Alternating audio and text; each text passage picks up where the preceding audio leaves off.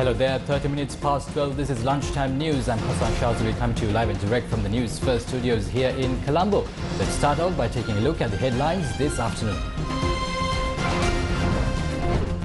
Government assures it will not impose tax on EPF.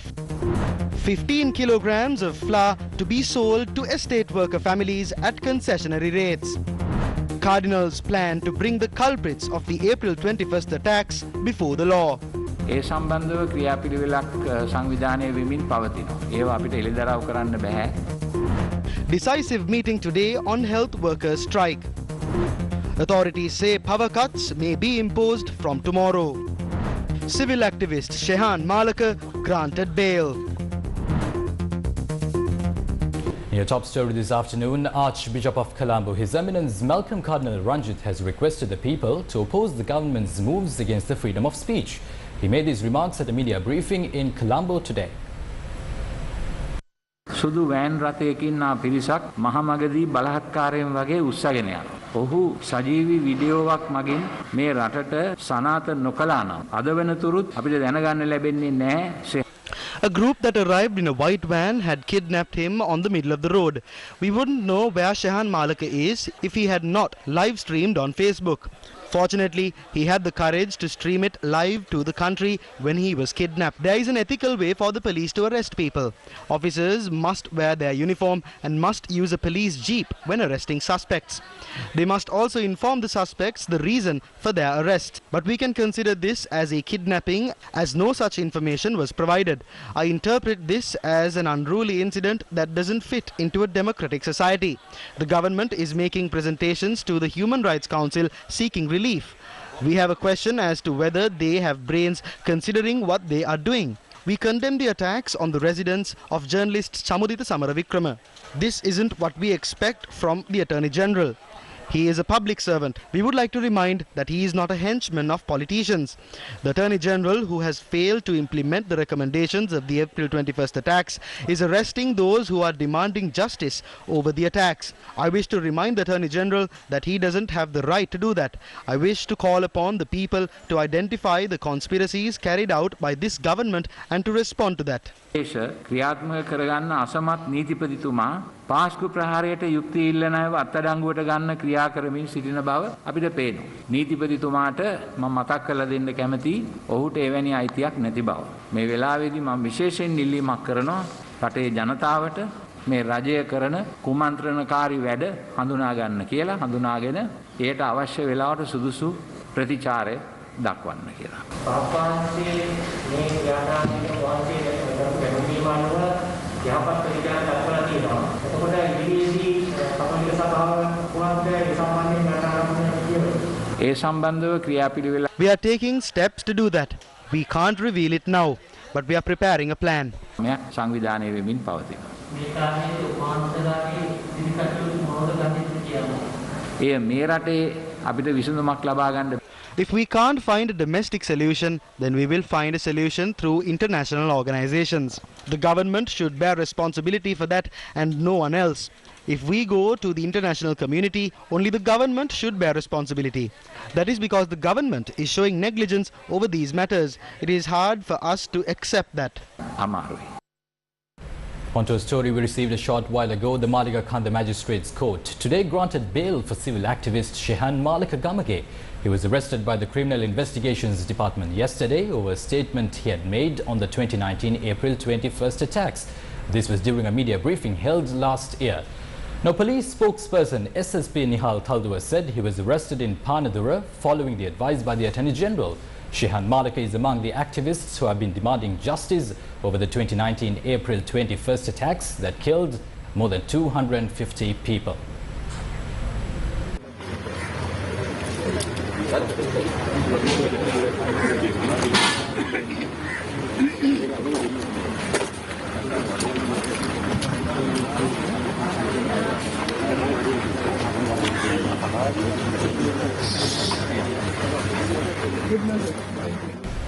In rest of the day's stories, journalists raised questions on whether the Employees Provident Fund will be exempted from the surcharge tax proposed by the government on companies earning profits more than 2 billion rupees.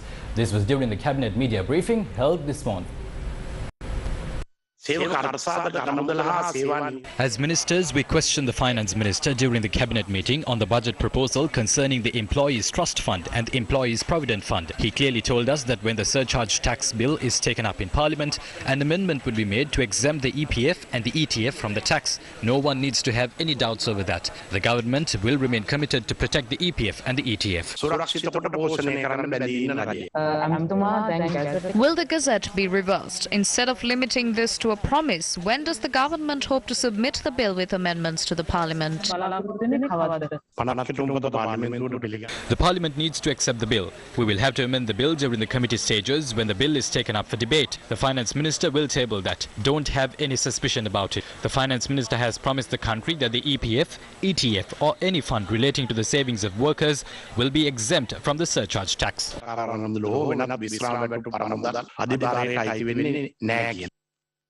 Right, on to more developments coming in from today's cabinet briefing. Trade Minister Bandula Gunawardene says 15 kilos of flour will be sold monthly to families in the estate sector. This would be at a concessionary rate of 80 rupees. Cabinet approval has also been granted to provide a relief pack of 2,000 rupees to 40 selected Samruddhi beneficiaries at each Graman Eldari division. Now, the Ceylon Electricity Board says a decision will be made today on whether power cuts will be imposed or not. But the Public Utilities Commission says there is a higher chance of facing power cuts as hydropower resources are declining in the country. අපි ඍජුවම ප්‍රශ්න එල්ල කරන්නම්. අද ඉඳන් ආයි light කැපෙන්නද හදන්නේ? Light කැපීමේ සම්භාවිතාව ඉතාම වැඩි. ජලාශිත ප්‍රදේශවල ජල සංචිත ඉතා ශීඝ්‍රයෙන් අඩු වෙමින් පවතිනවා. තව සුමාන 3කින් පමණ අපේ ජලය නැති වුණාම අපිට කිසිම ක්‍රමයකින් ජල විදුලිය නිපදවා ගන්න හැකියාවක් වෙන්නේ නැහැ. ඒ අනුව දැන් අද දවසේදී තීන්දුව ප්‍රකාශයට පත් කිරීමටද නියමිතව තියෙන්නේ නැත්නම් විදුලි කප්පාදුව සිදුවන ආකාරයේද ප්‍රකාශයට පත් කිරීමට නියමිතව තියෙන්නේ? අද නියමිතව තිබෙන්නේ මේ ජල සංචිතය පරිස්සම් කරගෙන අපි කොහොමද ඉදිරි මාස දෙක තුල මෙම ජල විදුලිය කළමනාකරණය කර ගැනීමේ අලුත් ක්‍රමවේදයක් තමයි අපි ඉදිරිපත් කරන්න යන්නේ. ගණක මහත්තයා ජල සංචිතය ආරක්ෂා කර ගැනීමේ ක්‍රමවේදයේ අවසන් මේ පිළිතුර විදුලි කප්පාදුවකට යාමද? විදුලි කප්පාදුවකට අපිට යෑමට සිදු වෙනවා. ඒත් මේ විදුලි කප්පාදුව බොහෝ දුරට මහ ජනතාවට පාරිභෝගිකයන්ට අපහසුතාවයක් නොවන ආකාරයේ ක්‍රමවේදයක් තමයි සකස් කරන්න යන්නේ. The Public Utilities Commission says power cuts will be imposed due to several reasons. This includes the fuel crisis and the reduction of water levels in reservoirs connected to hydropower plants. The Ceylon Electricity Board had previously sought the Commission's approval to impose power cuts for 3 months. It has been reported that water levels in reservoirs connected to power plants have reduced to the maximum level. It has been reported that preparations are underway to impose a power cut during the next 3 months. The Public Utilities Commission has made this announcement.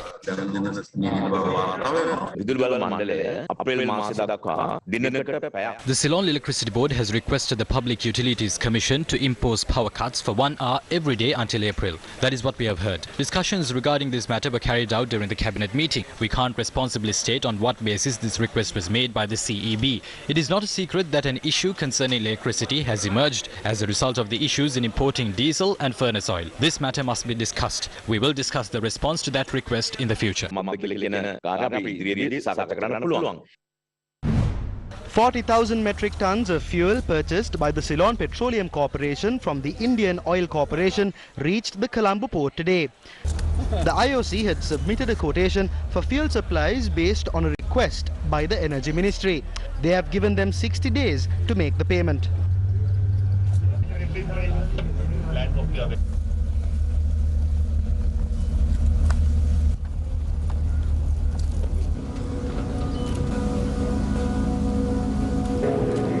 As the entire world now know, Sri Lanka is experiencing a huge foreign currency scarcity. As a result, being the most value importing commodity, in the recent past, we have been experiencing difficulty in financing oil imports. So, as a result, time to time we were in the risk of going dry. So, when we are in trouble, we sought support from our friends. So India came forward to help us. Indian government granted us a $500 million credit facility or line of credit to import petroleum products from India. In addition to that, while we were processing the line of credit, we informed Indian High Commissioner, who is a good friend of Sri Lanka, that we are in trouble. We can't wait until finalization of line of credit. We badly need diesel urgently because of the newly created demand from the power sector. We need diesel urgently. Promptly responding to our request, Indian High Commission arranged IOC to send us 40,000 tons of diesel on credit basis. So we are very grateful for India for helping us when we are needy.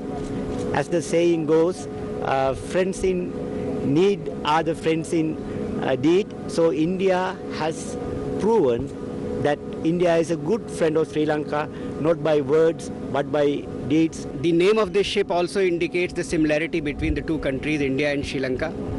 We have civilizational ties with Sri Lanka. Both our countries in the recent past have experienced the difficulties of COVID, and now as the global economy is trying to fight the challenges of COVID and its economic difficulties, India is committed to stand with Sri Lanka, and I'm very grateful to the Honorable Minister of Energy and our colleagues from CPC and CPSTL and other departments of Government of Sri Lanka who have found time today to come to this tanker. Several views are being expressed across the political spectrum at present on the current economic crisis that is plaguing the country. Now, while opposition members are criticizing the government for mismanagement, government MPs are, however, blaming the previous administration. In the past as well, they launched projects that will help Pradeshya Sabha members line their pockets. It was Basil who did that. That is why all of them admire Basil. There are no dollars or money in the country. In the past, they continue to print money endlessly. But there is a limit for that. Now they are trying to tamper with the funds in the country.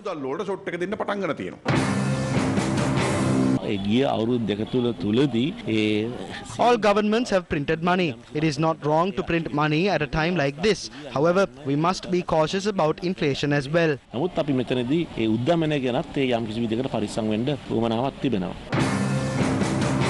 The people will have currency notes, but those notes won't have any value. If they try to resolve this crisis by printing money, it will push the country into a deeper crisis. Whether they want to implement 100,000 or 500,000 projects, they should remember that they can't resolve this by printing money.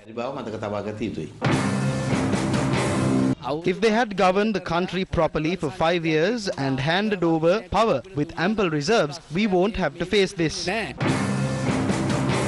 Samruddhi allowances have increased only by about 400 rupees. When the monthly increase is 400 rupees, it means that the daily increase is only about 20 rupees. What can we do using 20 rupees? Can a Samruddhi beneficiary buy a cup of plain tea using that? Now, Minister of Mass Media Dallas Alahupurama says that the perpetrators behind the attack on the residence of journalist Chamudita Samaravikrama yesterday will be brought to justice. We strongly condemn the attack carried out on journalist Chamudita Samaravikrama. We are not trying to find out who was behind this attack done using waste right now. Police investigations into the incident are being carried out. We would like to request the free press to do everything they can to reveal the perpetrators behind this shameful act. As politicians and as the government, we would like to make that request from you. Those who are behind this attack are cowards who hide behind toilets. His wife and daughter are in a certain level of shock. This incident shows the pathetic side of a pathetic faction of society.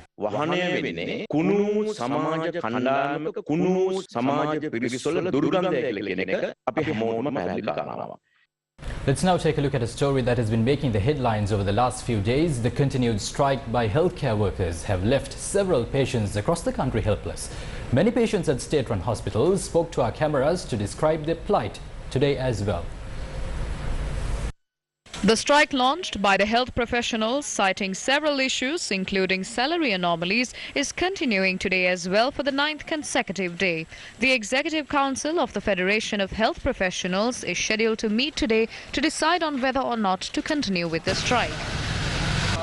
The Government Nursing Officers Association is not taking part in the strike action as per the interim order issued by the Colombo District Court. The clinical activities of the Colombo National Hospital were severely affected due to the action taken by the trade unions of health professionals.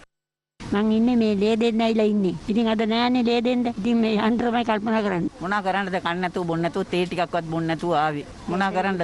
මේම තිබුණා අපිට bus වල ඇවිල්ලා අපිට කොච්චර අපි දුප්පත් මිනිසුනේ අපිට මේම කරන්නේ.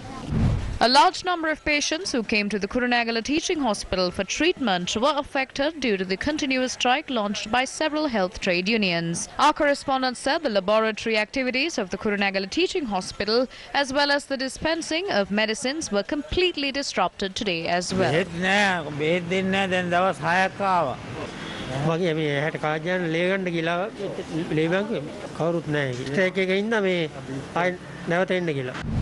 This is the situation at the Balapitia Base Hospital today due to the health strike. Even today, patients who came to the clinic had to go back home. This is the situation at the Kandy National Hospital today.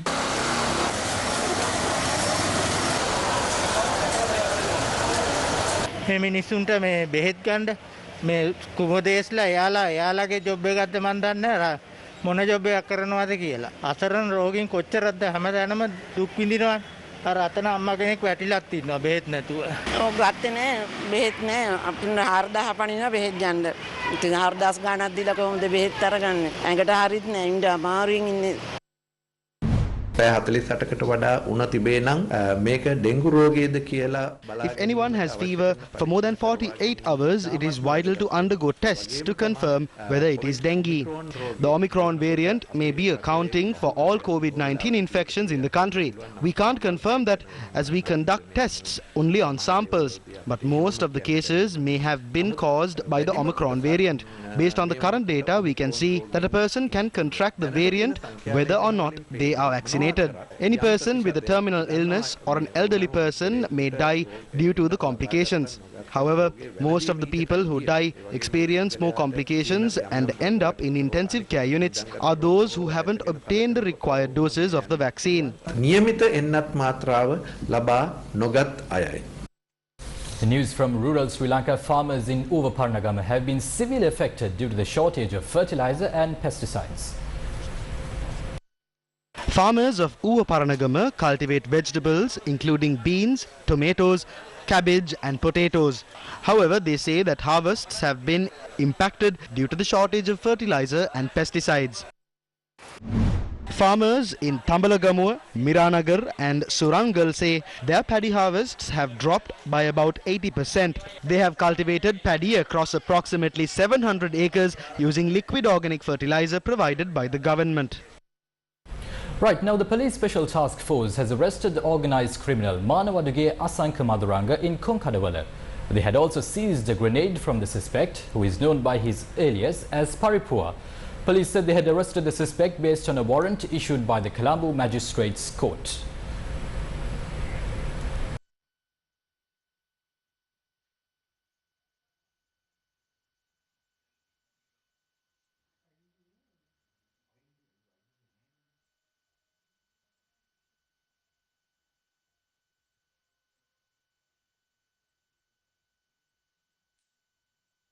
In some news that has brought grief to Sri Lanka's music industry, popular lyricist Saman Chandranath Veerasinghe passed away today.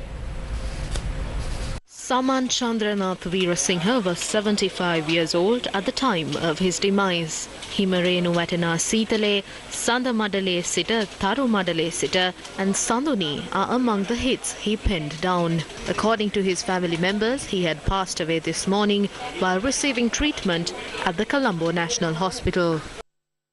The Ganga Ramya Temple of the Hunupitiya Ganga Ramya Temple in Colombo will parade the streets today and tomorrow. The annual procession of the Ganga Ramya Temple holds a special place among the Buddhist festivals in the country. The annual procession of the Ganga Ramya Temple is being held this year for the 43rd time. Final preparations for the procession are underway at the Ganga Ramya Temple and its surroundings. The Nava Mahaperahara will parade the streets starting at 7 p.m. both today and tomorrow.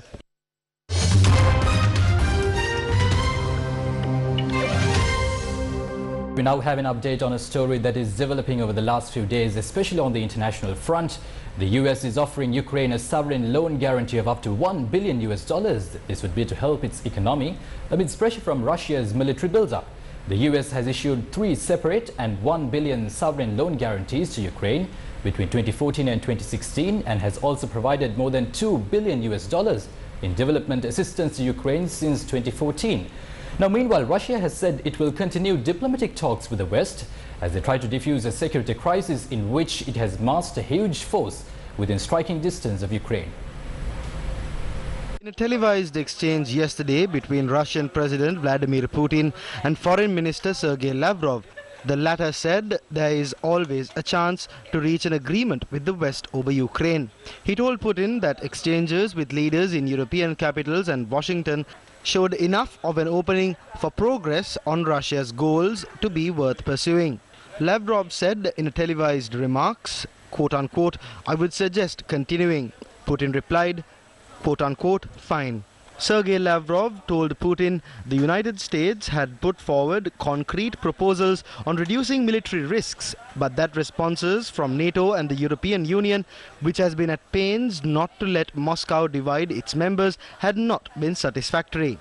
Yesterday, the US announced it would temporarily relocate its embassy in Kyiv to the western Ukrainian city of Lviv under the Polish border due to what it called the dramatic acceleration in the build-up of Russian forces. In a statement announcing the move, Secretary of State Antony Blinken said the US would continue to push for a diplomatic solution. Blinken added, quote, "The path for diplomacy remains available if Russia chooses to engage in good faith. We look forward to returning our staff to the embassy as soon as conditions permit." End quote. Japan has warned that it could impose sanctions on Russia if it invades Ukraine. Speaking at a press conference, Japanese Foreign Minister said that while Japan is strongly seeking a diplomatic resolution, it would take appropriate steps, including possible sanctions, in response to what has actually happened and in coordination with the G7 and the international community. Japanese media is reporting that Prime Minister Fumio Kishida will speak to Ukrainian President Volodymyr Zelensky on the phone later. There has been no official confirmation of the call, which the media said would take place in the evening. Japanese Prime Minister Kishida said that Japan is watching the situation with grave concern. You're up to date with the latest stories here on News First. Thanks for stopping by. I'll see you again at 1:55. I'm Hassan Shazali. Bye for now.